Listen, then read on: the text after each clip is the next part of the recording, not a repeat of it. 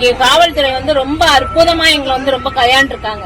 மணி இப்ப 12:30 இரவு 12:30 எங்களுக்கு என்ன சொல்லி அழைச்சாங்க. போராட்டத்துல பங்கேற்றோம், அரெஸ்ட் பண்ணாங்க, ராஜாஜி ஸ்டேடியத்துல வச்சாங்க. திரும்ப 6 மணிக்கு நாங்க தொடர்ந்து போராட்டம் பண்ணுவோம்னு சொன்ன உடனே நாங்க உங்களை மண்டபத்துல பத்திரமா கொண்டு போய் விடுறோம், நீங்க எல்லாரும் பஸ்ல ஏறுங்கன்னு ஒண்ணுமே சொல்லாம பஸ்ல ஏற்றி ஒரு 4 மணி நேரமா எங்களை பஸ்ஸ ஓட்டி கொண்டு போய் கிளாம்பாக்கம் பஸ் ஸ்டாண்ட்ல நிப்பாட்டினாங்க.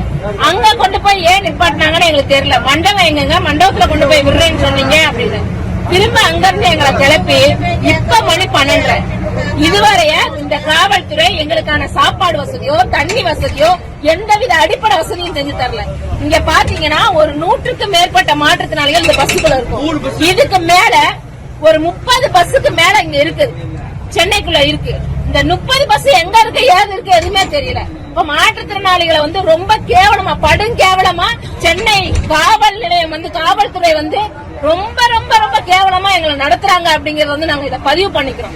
இதை தமிழ்நாடுல இருக்கக்கூடிய எல்லா மக்களும் எங்க மாற்றுத்திறனாளிகளுக்கான குரல் கொடுக்கணும் அப்படிங்கறது அடிப்படையிலையும் மாற்றுத்திறனாளி நம்மளுடைய டாரடெக் சங்கத்துல இருக்கக்கூடிய நண்பர்கள் தோழர்கள் எல்லாரும் நாளைக்கு நம்ம மாநில குழு அறைகூவல் விட்ட அடிப்படையில தமிழ்நாடு முழுவதும் நம்மளுடைய போராட்டத்தை முன்னெடுக்கணும் அப்படிங்கிற அடிப்படையிலையும் நம்ம இந்த ரெக்கார்டை நான் உங்களுக்கு சொல்றேன். ரொம்ப சிரமத்துக்கு மத்தியில கை குழந்தையோட பச்சை குழந்தையோட எதுக்கு ஏறாங்க எதுக்கு இறங்குறாங்கன்னே தெரியல. காவல்துறை இறங்குற காவல்துறை வாகனத்தோட கதவை திறந்து வைக்க மாட்டேங்காங்க. ஏதோ தீவிரவாதிகளை பிடிச்சு வச்சிருக்க மாதிரி கையில்லாத கால் இல்லாத வாய் பேச முடியாத மாற்றுத்திறனாளிகளை உள்ள பிடிச்சு வச்சுக்கிட்டு நம்ம என்னமா ஓடி போற மாதிரி இந்த காவல்துறை நினைக்கிறாங்க போல. இந்த காவல்துறைக்கு இப்படி அதாவது விடிய விடிய இந்த பஸ்ல வச்சு அலக்கழிக்கணும்னு அவங்களுக்கு சொன்ன அறிவுரையாளர் யாரு? அந்த அதிகாரி யாரு?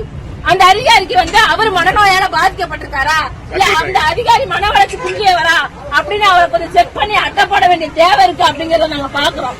எங்க ரொம்ப உண்மையிலே ரொம்ப மன வருத்தம். விடியல் அரசு சொல்லி விடியாத ஒரு இரவு எங்களுக்கு காட்டிட்டு இருக்காங்க. இரவு ஃபுல்லா எங்களை சுத்தி வச்சுட்டு இருக்காங்க. சென்னையை பார்க்க வச்சுட்டு இருக்காங்க. இதெல்லாம் நாங்க சென்னையை பார்த்ததே இல்லாத மாதிரி இந்த சென்னை காவல்துறை நடந்துக்குது. இது ரொம்ப ரொம்ப மோசமா நாங்க தமிழ்நாட்டுல இதை பாக்குறோம். இப்படி மாற்றுத்திறனாளிகளை அலக்கடிக்கக்கூடிய ஒரு அரசை இதுவரையே பார்த்ததில்லை. ஜனநாயகம் குழி தோண்டி புதைச்சிட்டாங்க இந்த அரசு அப்படிங்கறதான் நம்ம சொல்ல வேண்டியது. எல்லாருக்கும் ஷேர் பண்ணுங்க அப்படிங்கறதான் தோழர்.